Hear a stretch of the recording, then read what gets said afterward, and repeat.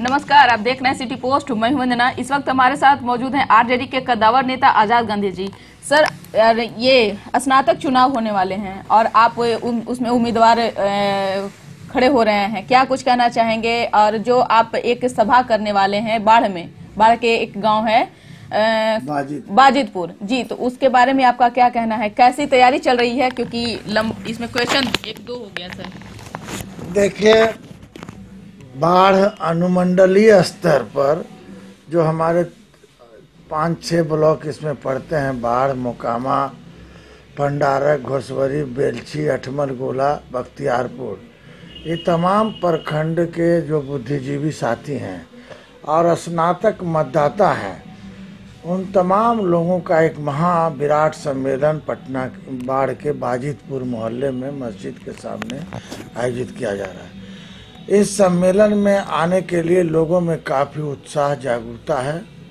लोग भारी संख्या में लोग आने के लिए कहे कि हम आएंगे। न्योता भी लोगों के द्वारा पहुंचाया जा रहा है। कार्यक्रम के प्रभारी आदरणीय विनोद कुमार जी हैं, वो तमाम लोगों को न्योता दे रहे हैं आने का।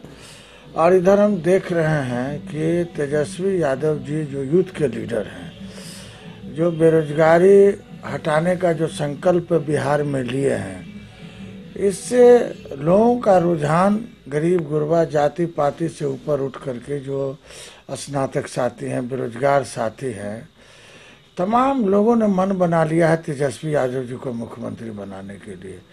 आज इसी का देन है कि स्नातक मतदाता सम्मेलन में हमको लगता है कि एक जनसैलाब होगा, भारी संख्या में लोग वहाँ। लेकिन यहाँ पे हम आपको थोड़ा सा रोकेंगे सर। अभी आप बोले तेजस्वी यादव मुख्यमंत्री का चेहरा है आरजेडी में, लेकिन जीतन मांझी हो गए, चाहे मुकेश सहनी हो गए, उपेंद्र कुशवाहा है, वो लोग नहीं मान रहे हैं। क्या कुछ लगता है सर? क्योंकि किसी एक का कहना, क्योंकि महागठबंधन में बहुत सारे ऐसी पार्टियां हैं। देखिए, महागठबंधन में सबसे बड़ी पार्टी आरजेडी है और बिहार में भी सबसे बड़ी पार्टी आरजेडी है। तो आरजेडी में एक मायने रखता है, एक वर्करों की पार्टी है, गरीबों की पार्टी है, सामाजिक न्याय की पार्टी है। हमारे पास वोट है, हम अभी 34% से 40% हमारा वोट है। आप देखे होंगे इस चुनाव में भी पार्लियामेंट में क्या हुआ नहीं हुआ तमाम लोगों को जानकारी है। उसके बावजूद भी वोट रेशियो में हमारा कमी नहीं आया है। अभी जो देख रहे हैं हालात बिहार का, जो स्थिति आदरणीय नीतीश कुमार जी के नेतृत्व में है, स्कूल में तालाबंदी, कॉलेज में तालाबंदी, प्रश्न पत्र लीक हो जाना, परीक्षा अच्छी तरह से संचालित नहीं होना, समान वेतन नहीं देना, शिक्षक सब हड़ताल पर है। डकबंगला ऐसे चौराहे पर जो है, कल एक मारुति कार में जो है जबरदस्ती एक महिला को 4 लड़का घींच करके ले गया। 100 नंबर पर लोगों ने डायल किया, एक भी लोग नहीं सुना। अंतिम में एक सज्जन व्यक्ति आईजी रेंज को पदाधिकारी को फोन किए कि इस तरह की घटना डकबंगला से घटी है, तब जाकर के कुछ कदम पुलिस ने उठाया और वो लड़की जो है थाना में गई, रिकवर हुआ बड़ा मुश्किल से। जिस शासन में, जहां बिहार की राजधानी पटना है, वहां से डकबंगला ऐसे चौराहे पर सरेआम औरत को घींच कर करके गाड़ी में बैठा कर करके ले जाना, ये शर्मनाक बात है नीतीश जी के लिए। आरजेडी क्या कर रही है सर? आरजेडी अपने तरीके से क्या कुछ तैयारियां कर रही है आपका उसमें? क्योंकि आरजेडी के अंदर आपका एक बहुत बड़ा चेहरा है, क्योंकि आप पिछड़ा के मसीहा माने जाते हैं, तो उसके लिए आप क्या कुछ कर रहे हैं? देखिए, हम ऐसा जो देख रहे हैं कि बिहार में जो मोस्ट बैकवर्ड जातियाँ हैं, गरीब गुरबा, काफ़ी इस सरकार में शोषण का शिकार हो गए। वो उसी की महिलाएं, अति पिछड़ा समाज की महिलाओं के साथ बलात्कार की घटनाएं हुआ। अब अति पिछड़ा समाज के लोग, गरीब गुरबा लोग जो है, सरकार की एक भी योजनाओं से लाभान्वित नहीं हुए। जो जननायक कर्पूरी ठाकुर जी ने जो आरक्षण दिया था अति पिछड़ा समाज के लोगों को, जिसका फायदा वंचित समाज, छोटी छोटी जातियां, नाई, कानू, कार, बिंद, बेलदार, तमोली, ये जो छोटी जातियां हैं, ये सब लाभ उठाती थी। आज उसका लाभ वही लोग उठा रहे हैं। नीतीश कुमार जी ने बिना सहमति से, लोगों का राय लिए बिना, किसी अति पिछड़ा नेताओं से बात नहीं किए और कुछ बड़ी जातियों को, जिसको कहा जाए सुखी संपन्न, वैसे लोगों को जो है शामिल कर दिए। आज उसका फायदा जो अति पिछड़ा में जो दबंग जातियां आ गई है, मजबूत जिसको कहते हैं, जिसका आर्थिक दृष्टिकोण से काफ़ी हालात अच्छा है, वैसे जाति को जो समाहित किया है, तो जैसे जो गरीब गुरबा जो जाति था अति पिछड़ा, वो लाभ नहीं ले रही है। काफ़ी क्षुब्ध है नीतीश कुमार जी से। कई लोगों ने भी प्रस्ताव, मैंने भी कई बार प्रस्ताव आदरणीय मुख्यमंत्री जी को हमने देने का काम किया। कई सम्मेलन के माध्यम से, महासम्मेलन के माध्यम से उनकी उपस्थिति में भी हम लोगों ने बताया कि ठीक है, आप आरक्षण में प्रतिशत बढ़ा दी, आरक्षण में आपने दिया, कई जातियों को शामिल किया, लेकिन जब आप शामिल किए तो आपको अति पिछड़ा समाज के लोगों को अति पिछड़ा में आरक्षण बढ़ानी चाहिए। हम तेजस्वी यादव जी को बधाई देना चाहते हैं कि उन्होंने साफ तौर पर घोषणा किया है कि हम अति पिछड़ा समाज के लोगों को हम विधानसभा, विधान परिषद में हम टिकट देने का काम करेंगे। इसके लिए इन्होंने 1% भी निर्धारित कर दिए, वो बधाई के पात्र है। आदरणीय तेजस्वी प्रसाद यादव जी ने जो पार्टी का जो संगठन बना, राष्ट्रीय स्तर पर जो बनने जा रहा और प्रदेश स्तर पर भी जो संगठन बना, जो वंचित जा कभी संगठन को देखा नहीं था, वैसे लोगों को प्रखंड अध्यक्ष बनाया गया। अच्छे लोगों को, युवा पीढ़ी, युवा साथियों को, अति पिछड़ा लोगों को उम्मीद नहीं थी कि हम संगठन में हमको इतना बड़ा जगह मिलेगा। जिला अध्यक्ष बनाया गया, समझे कि नहीं। प्रदेश में कई लोगों को, अति पिछड़ा समाज के लोगों को पदाधिकारी बनाया गया, प्रखंड अध्यक्ष बनाया गया। तो जो देख रहे हैं, और मुख्य रूप से जो आदरणीय तेजस्वी यादव जी ने यह भी कहा है कि हम सरकार बनते ही अति पिछड़ा में जो अति पिछड़ा का जो आरक्षण है उसके प्रतिशत को भी हम बढ़ाने का काम करेंगे पूरा बिहार। उसके बाद जो गरीब गुरबा लोग हैं, जो बाहर में नौकरी कर रहा है, उसको परिवार से मिले हुए 4 बरस 5 बरस होता है, तब वो लोग पटना आते हैं, समस्तीपुर जाते हैं, परिवार से मिलते हैं। पत्नी का तबीयत यहाँ खराब रहता, पति वहाँ मजदूरी कर रहा, जूझती है अकेले महिलाएं। ये नीतीश कुमार जी ने ऐसा काम किया है कि पति पत्नी के रिश्तों को भी अलग कर दिया। पति दिल्ली में है, पत्नी बिहार में है। ये कितना शोषण हो रहा है, रोजगार नहीं मिल रहा है बिहार में, और ये सब शोषण का जो शिकार हो रहा है कोई बड़ी जातियां नहीं हो रही है। बैकवर्ड में भी कुछ जातियां हैं जो गरीबी रेखा से काफ़ी कमज़ोर है। जो अति पिछड़ा समाज के लोग हैं, जो बाहर में जो मजदूरी कर रहे हैं, वो लोग शोषण का शिकार बाहर में हो रहे हैं। तमाम लोगों ने मन बना लिया है कि तेजस्वी यादव जी ने वादा किया है कि रोजगार की गारंटी ली है कि बिहार में हम रोजगार बिहार के लोगों को बिहार में देंगे। तो हमको लगता है कि बिहार में अति पिछड़ा समाज, गरीब गुरबा वंचित समाज का रुझान 80% से ऊपर राष्ट्रीय जनता दल के प्रति हुआ है, रुझान में है। और हमको लगता है भारी संख्या में लोगों ने तेजस्वी यादव को मुख्यमंत्री बनाने का मन बना लिया है। सर, स्नातक चुनाव को लेकर के आप अब जनता के बीच में जाने वाले हैं, क्या उसमें कितने लोग शामिल, कितने लोग आने की उम्मीद है? सर देखिए, जो स्नातक का जो चुनाव हो रहा है, 12 वर्ष से पटना स्नातक निर्वाचन क्षेत्र के लोग बैठे हुए हैं, तथा कथित बड़े नेता के रूप में बैठे हुए हैं। हम कहना चाहते हैं कि 12 वर्षों में सदन में एक भी प्रश्न स्नातक साथियों के लिए नहीं किया गया। जिसके बल पर आप चुनाव जीत करके लोग जाते हैं, उसकी चर्चा सदन में होनी चाहिए। उसके रोजगार के अवसर के लिए कहीं कोई चर्चाएं नहीं हुई। और जब चुनाव का समय आया है तो लोग मेढक की तरह, जैसे बरसाती मेढक होता है, लोगों को ठगने का काम कर रहे हैं कि हम यह करेंगे वह करेंगे। जब लोग 12 वर्ष में नहीं किए तो फिर आने वाला समय में क्या होगा? स्नातक साथी भी इस बात को समझ लिया है। हमारे बिहार के तमाम शिक्षक, नियोजित शिक्षक, गरीब गुरबा, कामगार, यूनियन, मजदूर लोग, दलित लोग, अकलियत लोग, तमाम लोगों ने मन बना लिया कि अब हम ठगने वाले, ठगाने वाले लोग नहीं हैं। स्नातक को बहुत ठगा है, अब हम ठगने वाले लोग नहीं हैं। जो तेजस्वी यादव का जो प्रत्याशी होगा, महागठबंधन का जो प्रत्याशी होगा, उसी को हम वोट देने का काम करेंगे। क्या कुछ मुद्दा रहेगा सर? मुद्दा तो मेरा साफ तौर पर है कि बिहार में हम यह करेंगे वह करेंगे। जब लोग 12 वर्ष में नहीं किए तो फिर आने वाला समय में क्या होगा? स्नातक साथी भी इस बात को समझ लिया है। हमारे बिहार के तमाम शिक्षक, नियोजित शिक्षक, गरीब गुरबा, कामगार, यूनियन, मजदूर लोग, दलित लोग, अकलियत लोग, तमाम लोगों ने मन बना लिया कि अब हम ठगने वाले, ठगाने वाले लोग नहीं हैं। स्नातक को बहुत ठगा है, अब हम ठगने वाले लोग नहीं हैं। जो तेजस्वी यादव का जो प्रत्याशी होगा, महागठबंधन का जो प्रत्याशी होगा, उसी को हम वोट देने का काम करेंगे। क्या कुछ मुद्दा रहेगा सर? मुद्दा तो मेरा साफ तौर पर है कि बिहार में एक यूथ कमीशन बनना चाहिए और यूथ कमीशन को फाइनेंशियल पावर मिलना चाहिए।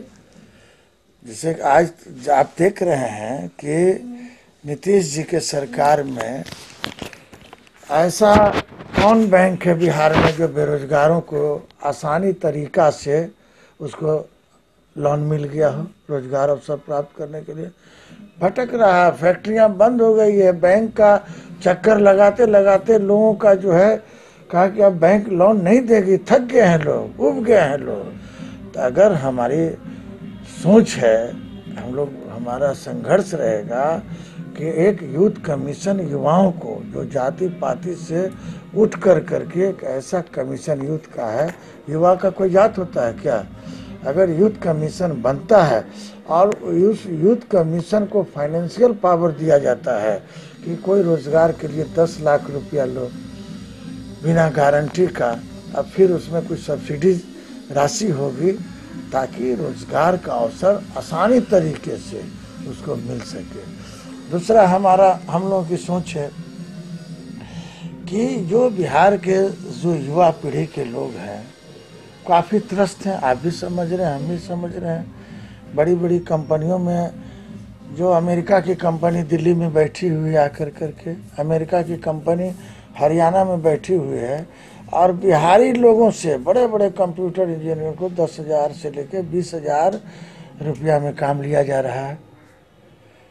यहाँ से लोग 10,000, 15,000 रुपया में लोग बाहर जा रहे हैं। और कई लोग तो हैं जिसकी बिहार में ग्रेजुएशन करने के बाद जब नौकरी नहीं मिला, उसकी मानसिक स्थिति भी खराब हो गई है, उसको भोजन नहीं मिल रहा है, उसको लोग तौहीन दृष्टिकोण से देख रहा है कि जब स्नातक करने के बाद इसको नौकरी नहीं मिला है।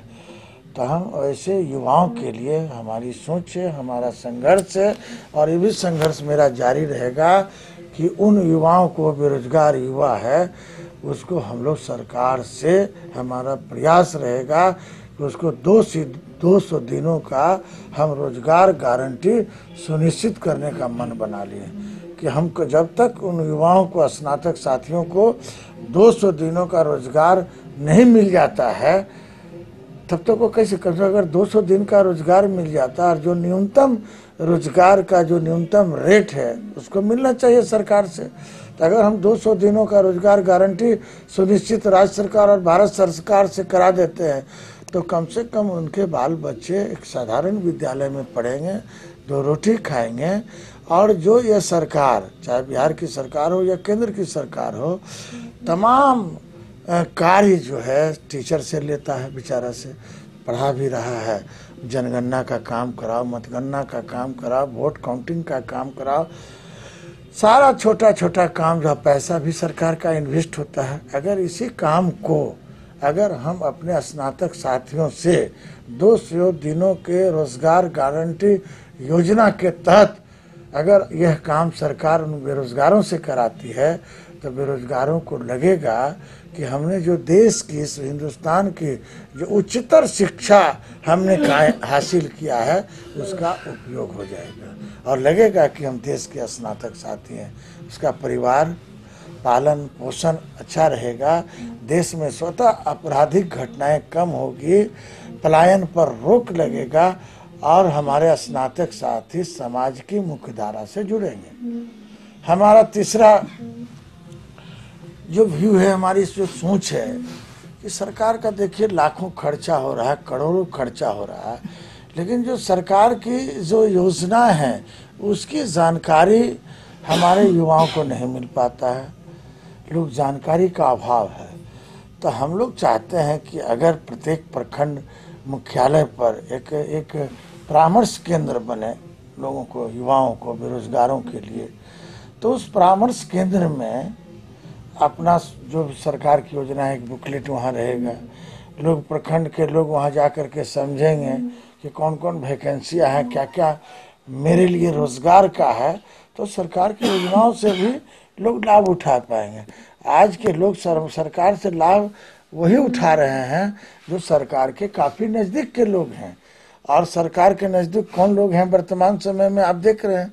तो योजना जो भी सरकार का है, गरीब गुरबा, सामाजिक न्याय के लोग, वंचित लोग, छोटे समाज के लोग उन योजनाओं का लाभ नहीं ले रहे हैं।